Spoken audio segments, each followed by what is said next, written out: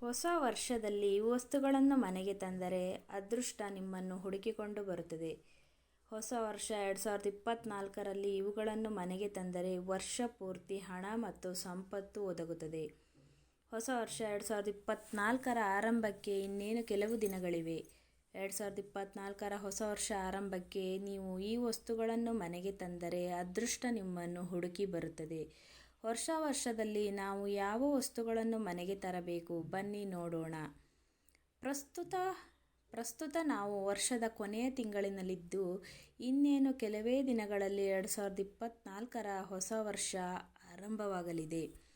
ಪ್ರತಿಯೊಬ್ಬರೂ ಹೊಸ ವರ್ಷವನ್ನು ಸ್ವಾಗತಿಸಲು ಕಾತುರದಿಂದ ಕಾಯುತ್ತಿದ್ದಾರೆ ಮತ್ತು ಮುಂಬರುವ ಹೊಸ ವರ್ಷವು ನಮಗೆ ಸಂತೋಷ ಮತ್ತು ಮಂಗಳಕರವಾಗಿರಲಿ ಎಂದು ಕುಟುಂಬದಲ್ಲಿ ಸುಖ ಶಾಂತಿ ನೆಲೆಸಲೆಂದು ಬಯಸುತ್ತಾರೆ. ಈ ಕಾರಣಕ್ಕಾಗಿ ಮನೆಯಲ್ಲಿ ವಿಶೇಷ ಪೂಜೆಯನ್ನು ಮಾಡುತ್ತಾರೆ.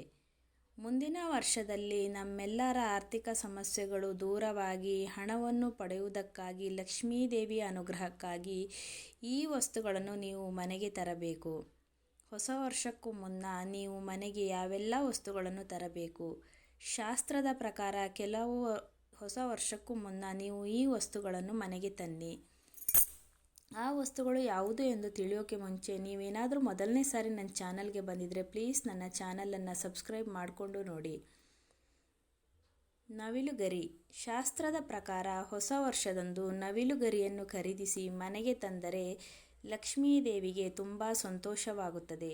ಧಾರ್ಮಿಕ ನಂಬಿಕೆಗಳ ಪ್ರಕಾರ ನವಿಲುಗರಿ ಬಳಿ ಇರುವ ಮನೆಯಲ್ಲಿ ಲಕ್ಷ್ಮೀದೇವಿ ನೆಲೆಸಿರುತ್ತಾಳೆ. ಆದರೆ 1ರಿಂದ 3 ನವಿಲುಗರಿಗಳನ್ನು ಮಾತ್ರ ಮನೆಗೆ ತರಬೇಕೆಂಬುದನ್ನು ನೆನಪಿನಲ್ಲಿಡಿ. ತುಳಸಿ ಗಿಡ. ಶಾಸ್ತ್ರದ ಪ್ರಕಾರ ಹೊಸ ವರ್ಷದ ಸಂದರ್ಭದಲ್ಲಿ ತುಳಸಿ ಗಿಡವನ್ನು ಮನೆಗೆ ತಂದರೆ ಅದು ಮನೆಯಲ್ಲಿ ಸಂತೋಷ ಮತ್ತು ಸಮೃದ್ಧಿಯನ್ನು ತರುತ್ತದೆ. ಏಕೆಂದರೆ ಹೊಸ ವರ್ಷದಂದು ತುಳಸಿ ಗಿಡವನ್ನು ಮನೆಗೆ ತರುವುದು ತುಂಬ ಮಂಗಳಕರವೆಂದು ಹೇಳಲಾಗುತ್ತದೆ. ತೆಂಗಿನಕಾಯಿ. ಶಾಸ್ತ್ರದ ಪ್ರಕಾರ ಹೊಸ ವರ್ಷದಂದು ಚಿಕ್ಕ ತೆಂಗಿನಕಾಯಿಯನ್ನು ಮನೆಗೆ ತರುವುದು ತುಂಬ ಮಂಗಳಕರವೆಂದು ಪರಿಗಣಿಸಲಾಗಿದೆ. ಚಿಕ್ಕ ತೆಂಗಿನಕಾಯಿಯನ್ನು ಕೆಂಪು ಬಟ್ಟೆಯಲ್ಲಿ ಸುತ್ತಿ ನೀವು ಹಣ ಇಡುವ ಸ್ಥಳದಲ್ಲಿ ಇಟ್ಟುಕೊಳ್ಳಬೇಕು. ಇದು ಮನೆಯಲ್ಲಿನ ಸಂತೋಷ ಮತ್ತು ಸಮೃದ್ಧಿಯನ್ನು ಕಾಪಾಡುತ್ತದೆ. ಇದರೊಂದಿಗೆ ನೀವು ಧನಾಗಮನವನ್ನು ಕೂಡ ಪಡೆದುಕೊಳ್ಳಬಹುದು.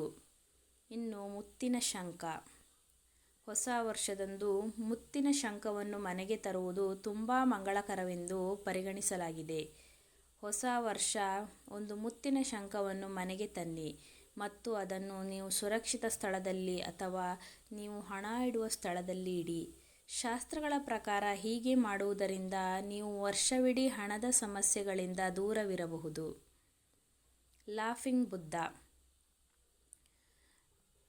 ಶಾಸ್ತ್ರದ ಪ್ರಕಾರ ಹೊಸ ವರ್ಷದಂದು ಲಾಫಿಂಗ್ ಬುದ್ಧವನ್ನು ಖರೀದಿಸಿ ಮನೆಗೆ ತರುವುದು ತುಂಬ ಮಂಗಳಕರವೆಂದು ಪರಿಗಣಿಸಲಾಗಿದೆ. ಇದರ ಪ್ರಕಾರ ಲಾಫಿಂಗ್ ಬುದ್ಧವನ್ನು ಯಾವಾಗಲೂ ಮನೆಯಲ್ಲಿ ಈಶಾನ್ಯ ದಿಕ್ಕಿನಲ್ಲೇ ಇಡಬೇಕು. ಹೀಗೆ ಮಾಡುವುದರಿಂದ ನಿಮ್ಮ ಮನೆಯ ಆರ್ಥಿಕ ಮುಗ್ಗಟ್ಟಿನಿಂದ ಮುಕ್ತವಾಗುತ್ತದೆ ಎನ್ನುವುದು ನಂಬಿಕೆ ಇದೆ. ಹಾಗೆ ಲಾಫಿಂಗ್ ಬುದ್ಧವನ್ನು ಮನೆಯಲ್ಲಿ ಇಡುವುದರಿಂದ ಮನೆಯಲ್ಲಿ ಸಂತೋಷ ತುಂಬಿರುತ್ತದೆ ಎಂದು ಹಿರಿಯರ ನಂಬಿಕೆಯಾಗಿದೆ. 2024ರ ವರ್ಷ ನಮ್ಮೆಲ್ಲರ ಜೀವನದಲ್ಲಿ ಆರೋಗ್ಯ, ಸಂಪತ್ತು ಎಲ್ಲವನ್ನೂ ತಂದುಕೊಡಲಿ ಎಂದು ಬೇಡಿಕೊಳ್ಳೋಣ. ಸ್ವಾಮಿ ಕೊರಗಜ್ಜ ಎಲ್ಲರಿಗೂ ಒಳ್ಳೆಯದನ್ನು ಮಾಡಲಿ. ವಿಡಿಯೋವನ್ನು ನೋಡಿದ ಎಲ್ಲರಿಗೂ ಧನ್ಯವಾದಗಳು. ನನ್ನ ವಿಡಿಯೋಗೆ ಒಂದು ಲೈಕ್ ಮಾಡಿ ಹಾಗೂ ನನ್ನ ಚಾನಲನ್ನು ತಪ್ಪದೇ ಸಬ್ಸ್ಕ್ರೈಬ್ ಮಾಡಿ. ಮುಂದಿನ ವಿಡಿಯೋದಲ್ಲಿ ಮತ್ತೆ ಸಿಗೋಣ.